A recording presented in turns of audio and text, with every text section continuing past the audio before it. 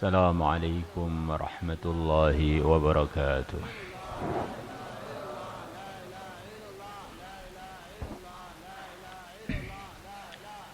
إن الحمد لله نحمده ونستعينه ونستغفره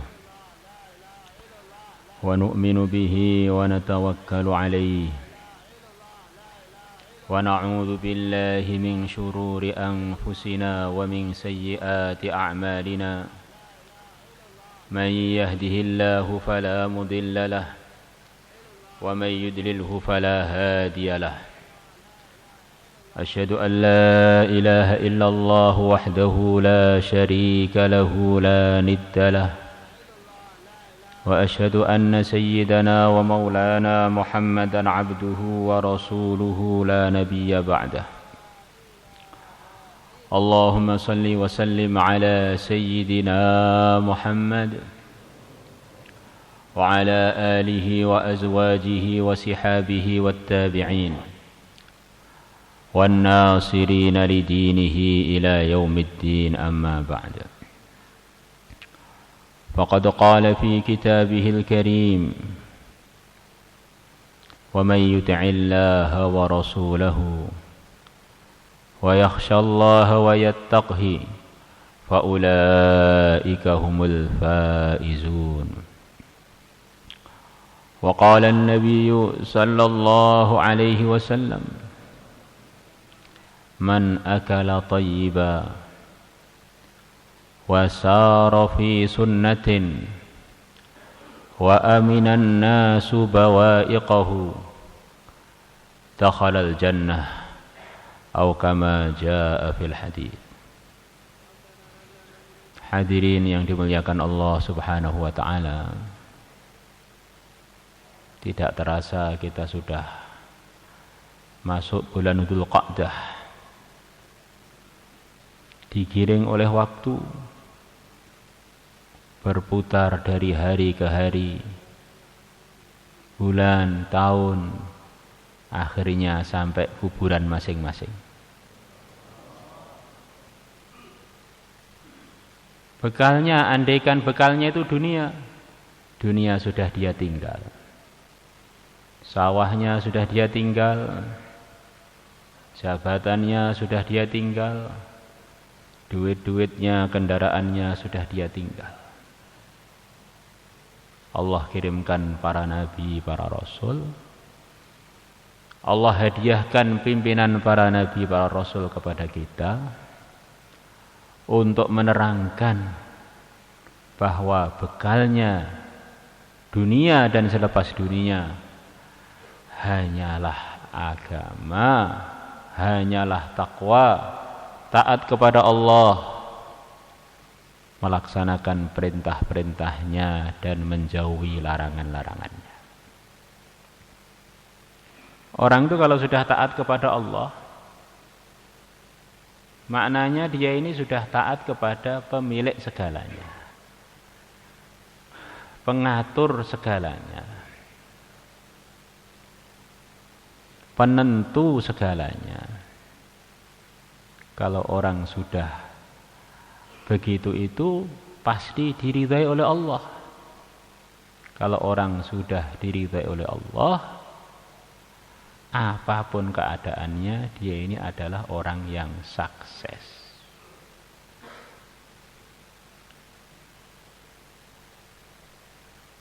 Berbicara karena Allah, diam karena Allah, memberi karena Allah, tidak memberi karena Allah, menikah karena Allah, tidak menikah karena Allah, maka orang yang begini ini faqad istakmala imanahu.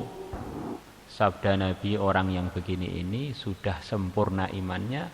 Pertimbangannya semuanya bagaimana saya dengan Allah. Kita tadi berangkat dari rumah, nggak tahu sudah berapa ratus langkah. Yang karena Allah berapa langkah? Kita dari pagi sudah bicara ke sana kemari, yang karena Allah berapa kata?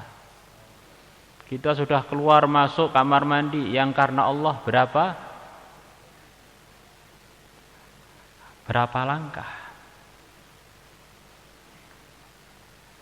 di India sana ada seorang ulama besar namanya Syekh Ahmad Al-Faruqi. Beliau mengatakan suatu hari, saya ini pernah masuk WC, seharusnya adabnya adalah masuknya pakai kaki kiri, saya pakai kaki kanan. Maka hari itu merosot rohani saya, merosot iman saya hari itu, kurang lebih begitu. Ya, orang itu kalau bersih, amalannya taat kepada Allah, ada satu sunnah saja ditinggalkan, itu terasa terjadi penurunan. Bagaimana kalau yang ditinggalkan itu wajib? Bagaimana kalau yang ditinggalkan itu tidak ingat? Kadang-kadang orang itu sudah biasa merosot sampai tidak merasa merosot karena memang sudah biasa merosot. Belum pernah ke atas, akhirnya di bawah, terus perasaannya bawah itu adalah kenikmatan. Padahal itu adalah kemerosotan dan dalam bahaya besar. Seperti udik-udik telek. Satu hewan yang suasana hidupnya itu di kotoran, terus ya perasaannya kesuksesan itu ya dalam penguknya kotoran, dalam suasana itu rasanya seperti makan coklat aja, karena sudah dalam suasana keburukan. Hadirin yang dimuliakan Allah Subhanahu wa taala, anugerah Allah yang begitu besar yang Allah berikan kepada umat ini. Nabi kita, Nabi besar Muhammad SAW menjanjikan dalam banyak sabdanya, menjanjikan bahwa umat ini selalu ada saja yang ditolong oleh Allah untuk mengamalkan agama dengan sebaik-baiknya.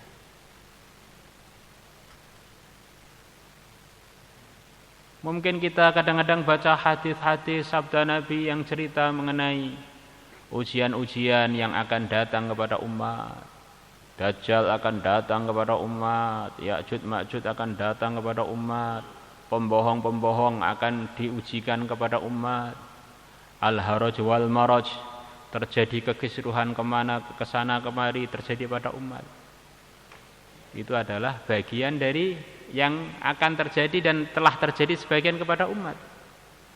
Tapi itu semua tidak melupakan kita pada janji-janji Nabi akan dimudahkan hidayah untuk umat Muhammad. La yalqayanna ibnu Maryam rijalan hum mithlukum au khairun minkum. Nanti ketika Nabi Isa ibnu Maryam turun di bumi ini, sungguh dia akan ketemu para laki-laki yang seperti kalian, seperti para sahabat, manusia terbaik selepas para anbiya, atau bahkan lebih baik melebihi kalian. Ini tidak benar kata sebagian orang yang putus asa. Sekarang ini sudah zaman akhir, zaman edan, nek ora melok edan ra bagian. Wis edano nek ngono kuwi wis edano. Kalau pengen cari orang gila di Solo sana banyak rumah sakit jiwa.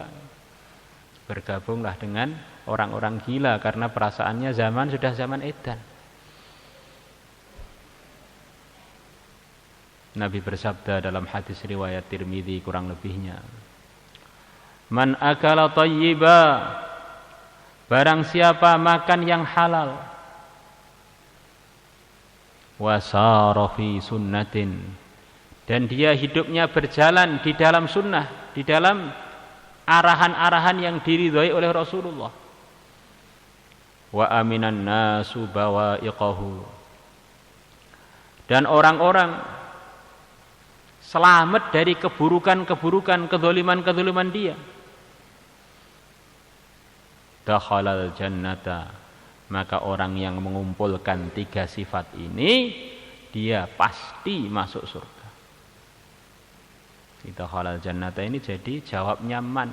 Barang siapa punya 3 sifat ini, pasti jawabannya, jazaknya, balasannya adalah dia masuk surga. Maka para sahabat mendengar sabda Nabi ini, mereka mengatakan, inna hadza finnasi lakatsirun. Ya Rasulullah, sesungguhnya ini orang yang bersifat tiga ini di kalangan manusia, di kalangan para sahabat banyak ya Rasulullah, banyak. Jadi di zaman sahabat itu ya mayoritas masyarakat itu memang memenuhi tiga kriteria tadi. Makanannya halal, hidupnya ikut arahan Nabi, tidak menzalimi siapapun. Maka Nabi bersabda, wa sayakununa fi qurunin ba'di au kama jaa fil hadis. Ini bukan zaman ini saja, orang yang bersifat tiga sifat tadi akan terus ada di generasi-generasi selepas wafatku. Karena kadang-kadang tuh kata para peneliti, manusia itu kadang-kadang nganggep orang lain itu mirip seperti dia. Almar'u yaqisu ala nafsihi. Manusia itu membandingkan orang lain seperti dirinya. Dirinya suka pecel, perasaannya orang-orang juga suka pecel, maka ada tamu dia ikram pecel. Dirinya suka rokok, maka dikira semua orang suka rokok, siapapun diikram dengan rokok. Karena termasuk bagian dari ikram menurut dia adalah ngerokok. Gudang garam merah, selera laki-laki sejati. La ilaha illallah.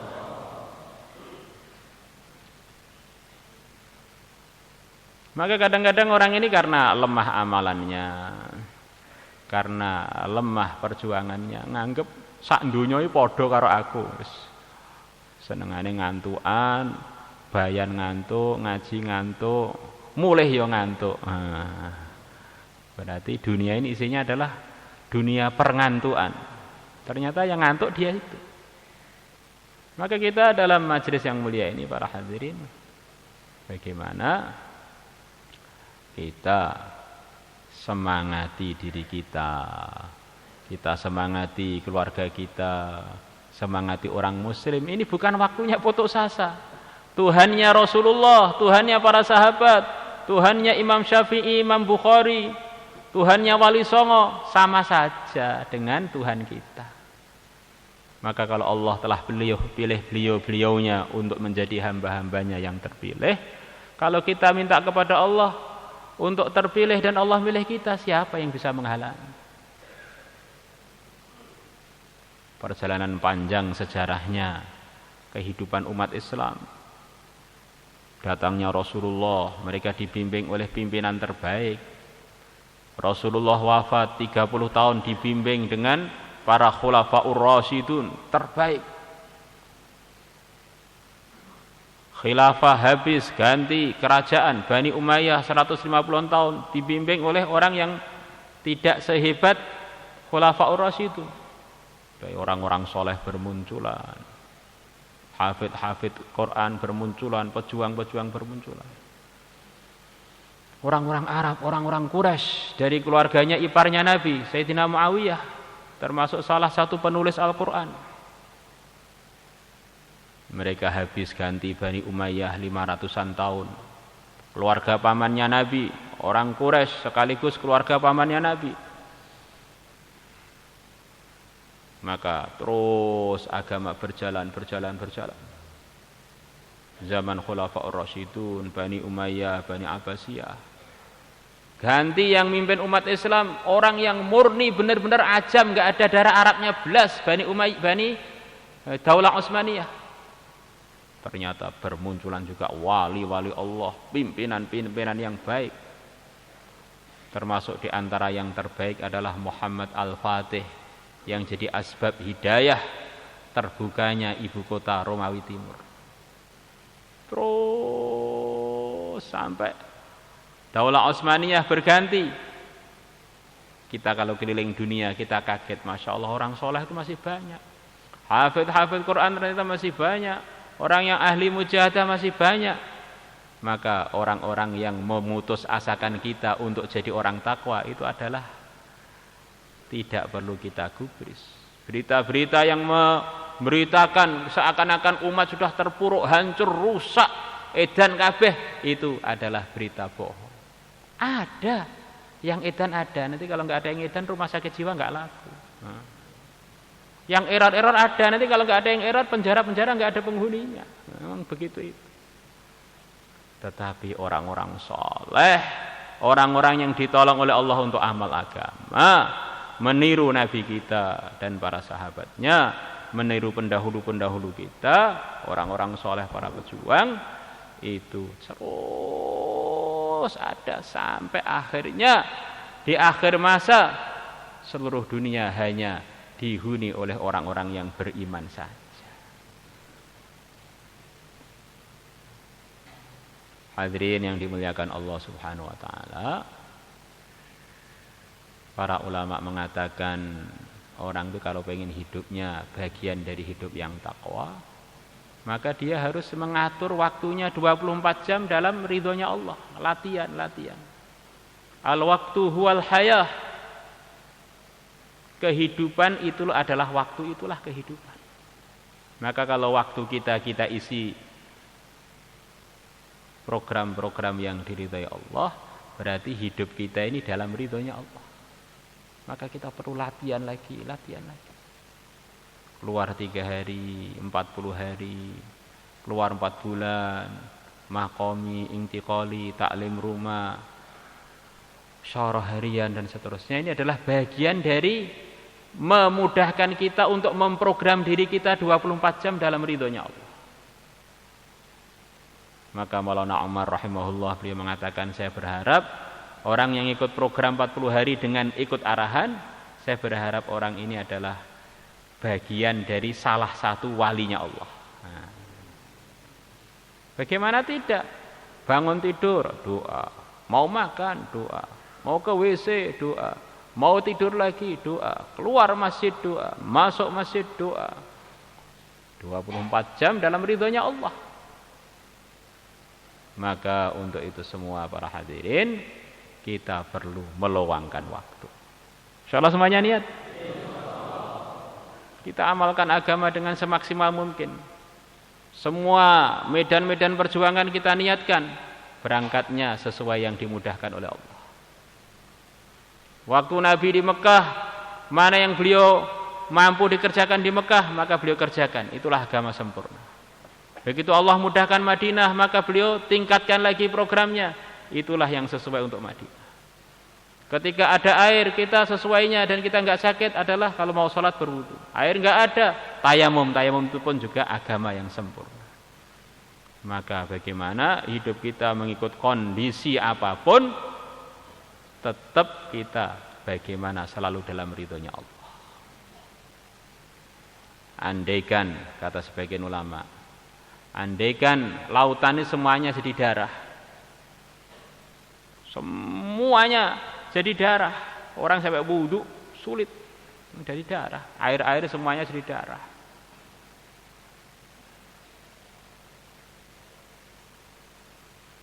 Orang-orang yang dipilih oleh Allah tetap akan selalu bisa amal yang diridhai oleh Allah.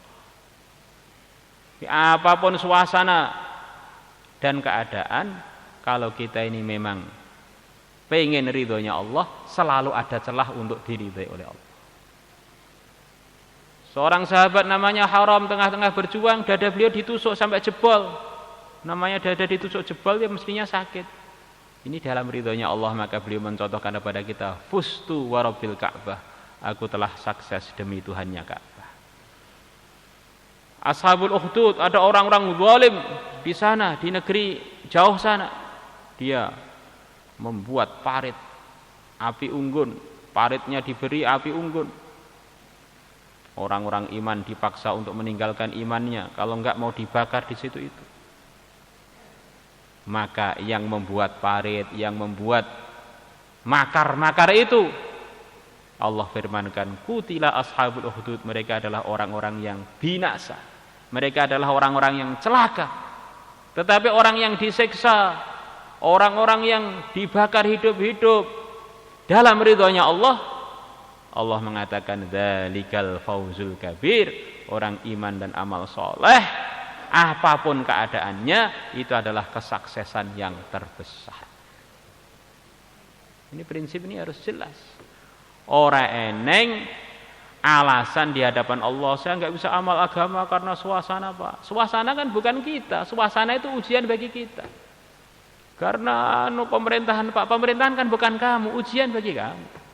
Ini karena teman, Pak, teman kan bukan kamu, kamu itu ya kamu itu. Nah, mulai ujung kaki kita sampai ujung rambut kita, itulah kita.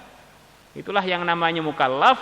Apapun yang terjadi, kita ini bagaikan raja mandiri yang bisa memprogram tubuh kita 100%. Siapapun tidak bisa memaksa kita untuk jadi buruk aslinya para hadirin. Tidak ada seorang pun yang bisa memaksa kita, menjerumuskan kita ke neraka. Wong kita ini mandiri masing-masing, kuburannya masing-masing, nyawanya masing-masing, akalnya masing-masing. Maka nanti di akhirat pertanyaannya juga masing-masing. Man rabbuka, man nabiyuka, ma dinuka. Tidak bisa kita gara-gara istri, gara-gara suami, gara-gara sawah, gara-gara ekonomi. Itu semuanya bukan kita. Kita adalah yang bicara ini, dan yang mendengar ini itulah kita. Akan datang masa semua alasan tidak diterima kalau kita melanggar perintah-perintah agama, tidak mempraktekkan arahan-arahan agama. Bagaimana Allah ceritakan dalam Qur'annya, ada dua orang dalam suasana terbaik, di keluarga terbaik, suaminya terbaik, tapi karena nggak mau diprogram, maka dua-duanya diresmikan untuk masuk neraka bareng orang-orang yang ahli neraka. Yaitu satunya istrinya Nabi Nuh, atau salah satu istrinya Nabi Nuh, dan istrinya Nabi Lut. Daraballahu mathalan lilladzina kafaru imra'ata Nuhin wa imra'ata Lut kanata tahta 'abdaini min 'ibadina salihin fakhanatahuma فلم يغنيا عنهما من الله شيئا وقيل ادخلا النار مع الداخلين. وقيل ادخلا النار, dikatakan pada mereka berdua, udkhula, kamu istrinya Nuh dan istrinya Lut, masuklah kamu berdua an-nar, neraka, ma'ad dakhilin, bersama orang-orang lain yang masuk. Sebaliknya ada seorang wanita. Ini urusan ini wanita dan laki-laki sama saja, mukallaf dan mukallafah. Sudah diberi badan masing-masing, otak masing-masing, tidak punya alasan untuk tidak mengamalkan agama dengan sempurna. Suaminya ini namanya Fir'aun. Fir'aun. Masya Allah. Bukan orang zalim, ngaku jadi Tuhan. Dia ini bukan musyrik, tapi pengen menjadi sekutunya Allah. Kalau orang musyrik kan orang yang menyekutukan Allah. Kalau Fir'aun itu bukan menyekutukan Allah tingkatannya, perasaannya sama dengan Allah. Ngaku sebagai Tuhan. Ini saingannya Tuhan. Dia bukan menyekutukan Tuhan. Saya ini saingannya Tuhan. Ana rabbukumul a'la. Nakalnya Masya Allah. Saking nakalnya, bayi-bayi pun tidak lepas dari kezalimannya. Tapi Asiyah dalam suasana yang begitu buruk, dalam suasana yang begitu zalim, Fir'aun tidak bisa memaksa dia untuk dimasukkan ke program dia. Tetap lurus iman dengan Nabi Musa. Bahkan Nabi kita, Nabi besar Muhammad SAW mengatakan, nanti di surga akan ada walimah saya dengan Asiyah istrinya Fir'aun itu. Semoga kita ikut hadir nanti. Masya Allah. Setiap Fir'aun mau mendekat kepada Asiyah nggak bisa. Asiyah ini orang bersih, orang suci. Allah jelmakan setan atau demit seperti Asiyah, akhirnya Fir'aun kumpul dengan demit. Fir'aun ya bojone demit ya wajar aja. Fir'aun. Ini Pak, suami saya nggak benar, akhirnya saya ikut nggak benar. Nggak diterima alasan itu. Suami kamu Sak nakal-nakalnya apa? Sudah sampai derajatnya Fir'aun? Nah, Masya Allah. Maka kita ini harus latihan dewasa dalam beriman dan beramal. Jangan alasan apapun untuk tidak mengamalkan agama dengan semaksimal yang Allah mau. Insyaallah semuanya niat insyaallah. Kurang lebihnya minta maaf. Assalamualaikum warahmatullahi wabarakatuh.